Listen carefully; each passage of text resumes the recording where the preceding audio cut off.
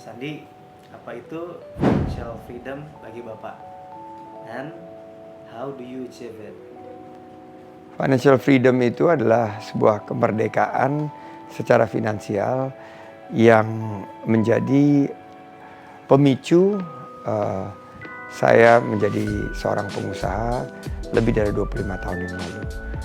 Saya mengalami PHK lebih dari 25 tahun yang lalu. Saya kehilangan pekerjaan, saya kehilangan penghasilan, saya tidak memiliki uang bulanan. Sebelumnya saya seorang karyawan digaji dan saya waktu itu berpikir bahwa saya telah mencapai financial freedom karena saya memiliki gaji yang cukup besar pada saat itu dan bisa menerima tunjangan kesehatan, tunjangan transportasi dan lain sebagainya. Tapi ternyata itu semua hanya sebuah ilusi. Begitu terjadi krisis keuangan dan krisis moneter di Asia, saya kehilangan pekerjaan dan saya tidak memiliki segalanya. Nah, pada saat itu saya yang menjadi pemicu akhirnya menjadi pengusaha adalah saya ingin mencapai sebuah kemerdekaan finance. Saya tidak ingin lagi bergantung kepada orang lain. Saya tidak ingin bergantung kepada orang tua. Saya tidak ingin bergantung kepada perusahaan-perusahaan yang menggaji saya. Tapi saya ingin mencapai sebuah kemerdekaan keuangan dengan menciptakan usaha yang bisa berkembang dan bisa memberikan manfaat.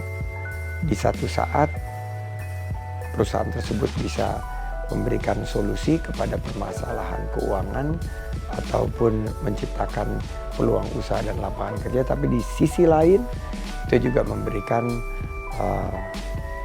pendapatan penghasilan bagi saya dan saya tidak perlu lagi memikirkan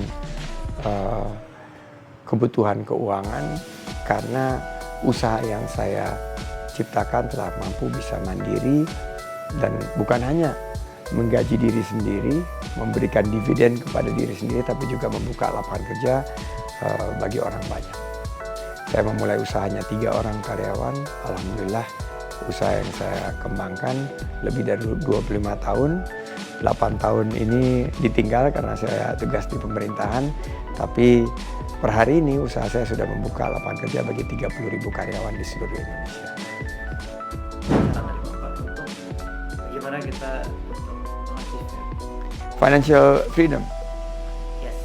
Pertama, saya selalu bilang financial freedom itu adalah sebuah delta antara value yang kita ciptakan atau nilai yang kita ciptakan dan juga pengeluaran yang harus kita sisihkan. Jadi itu sebuah delta. Nah, selalu sama, value-nya itu harus kita tingkatkan dan pengeluaran yang kita harus sisihkan itu kita harus tekan serendah mungkin sehingga financial freedom-nya ini sangat luas dan sangat besar. Nah, saya selalu bilang bahwa kalau kita bekerja untuk orang lain, ya carilah pendapatan penghasilan tertinggi dan tekanlah pengeluaran terendah. Sehingga kita memiliki delta, memiliki ruang keuangan yang leluasa bagi kita untuk berinvestasi, menabung, membantu orang lain, membantu orang tua, dan lain sebagainya. Jadi itu kalau kita sebagai seorang karyawan ataupun sebagai seorang yang ada di institusi yang dimiliki oleh pihak ketiga. Tapi kalau kita memiliki usaha sendiri, maka kembangkanlah usaha kita sebesar mungkin sehingga bisa memberikan keberkahan yang lebih banyak bagi masyarakat luas. Dan kita upayakan pengeluaran dari atau cost dari doing business kita itu kita tekan serendah mungkin. Sekarang ini lagi viral nih Gen Z nih, living frugal. Itu yang selalu saya kerjakan dan saya belajar dari Warren Buffett. Bahwa ini saya coba kemarin di kementerian, di bawah 2 jam kita harus travel economy. Padahal kita lihat bahwa anggaran ada, bahwa level direktur eselon 2 ke atas boleh naik bisnis di penerbangan apa saja. Tapi saya menunjukkan bahwa menteri di pucuk pimpinan kita menunjukkan bahwa kita mau memberikan contoh frugal living, memberikan contoh hemat, yaitu untuk penerbangan di bawah 2 jam, ya kita ambil kelas ekonomi. Nah, hal-hal seperti inilah yang nanti akan bisa membawa kita lebih cepat mendapatkan financial freedom. Nah, gimana menurut Bapak, misalnya kita udah dapat 100 juta pertama, what to do with your first 100 million? 100 juta pertama. Pertama, celebrate, selamat, bersyukur. Bersyukur kepada Sang Pencipta, karena rezeki itu adalah milik Allah. Jadi kita harus bersyukur pertama-tama. Yang kedua adalah kita amanah yang diberikan kepada kita ini kita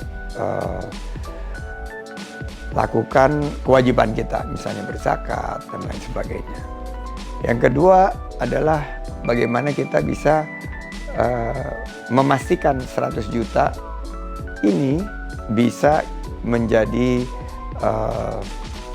setumpuk investasi yang akan terus bertambah. Nah, saya selalu mendorong bahwa kalau kita pengeluarannya sekitar kita punya 100 juta, tapi kita punya pengeluaran sekitar 10 juta, mungkin 5 kali pengeluaran per bulan kita ini kita bisa tabung, tapi 5 kalinya yang sisanya itu bisa kita investasikan. Dan untuk anak-anak muda, saya menganjurkan 70% ditaruh di reksadana saham yang sangat-sangat konservatif ya, saham yang sangat konservatif untuk anak muda ya, karena Gen Z ya, 60-65% di saham, sisanya adalah di obligasi. Ini untuk 100 juta pertama. Setelah dikurangi kewajiban kita berzakat dan juga dikurangi dari kebutuhan kita mungkin 3-5 bulan. Nah, ini yang menurut saya adalah putusan kebijaksana dalam mengelola keuangan kita. Apakah berbeda jika pertanyaannya adalah 1M? Kalau 1M secara proporsi tetap sama, tapi jika kita sudah memiliki 1M, tapi kan pengeluaran kita masih tetap sama, 10 juta yang saya bilang. Berarti kita lebih banyak ruang untuk berinvestasi. Proporsinya tetap sama, 60, 40 atau 65, 35. Dan jangan lupa juga kita harus, karena 1M, kewajiban kita juga semakin besar untuk berzakat dan membantu sesama. Jadi menurut saya apakah akan mengubah lifestyle kita? Mungkin mengubah sedikit. Makanya saya selalu jangan pernah bermimpi untuk cepat-cepat menggunakan kendaraan yang mewah atau menggunakan pakaian yang bermerek, apalagi luar negeri. Tapi kita hidup dengan dalam lingkup budget kita, dan tadi yang saya bilang, frugal living harus terus kita jalankan. A dollar saved is a dollar earned. Jadi kalau kita bisa menghemat atau kita bisa mengurangi pengeluaran kita sejumlah Rp1, itu adalah Rp1 yang menambah penghasilan kita. Should we have a different way of thinking towards money? Enggak boleh berubah.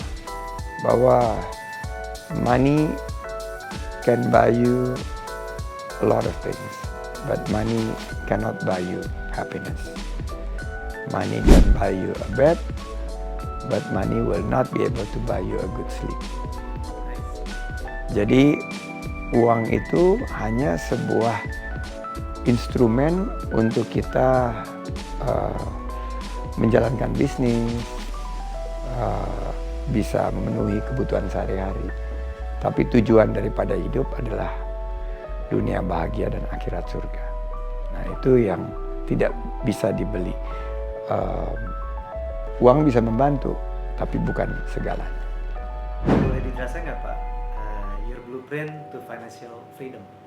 Blueprint saya gampang sekali. Financial freedom itu adalah delta, dan delta itu adalah X minus Y. X-nya itu adalah penghasilan, Y-nya itu pengeluaran, dan kita harus mampu formula ini kita tambahkan dengan aspek spiritual, di mana bahwa kita harus sangat percaya bahwa rezeki itu tidak pernah tertukar. Rezeki itu sesuai dengan ikhtiar. Semakin besar ikhtiar kita untuk menjemput rezeki, dan rezeki itu punya Allah, semakin tinggi pula peluang kita untuk mendapatkan rezeki tersebut. Itu formula Delta Financial Freedom yang konsepnya itu adalah bagaimana kita bisa mendapatkannya melalui aspek teoritikal dan spiritual.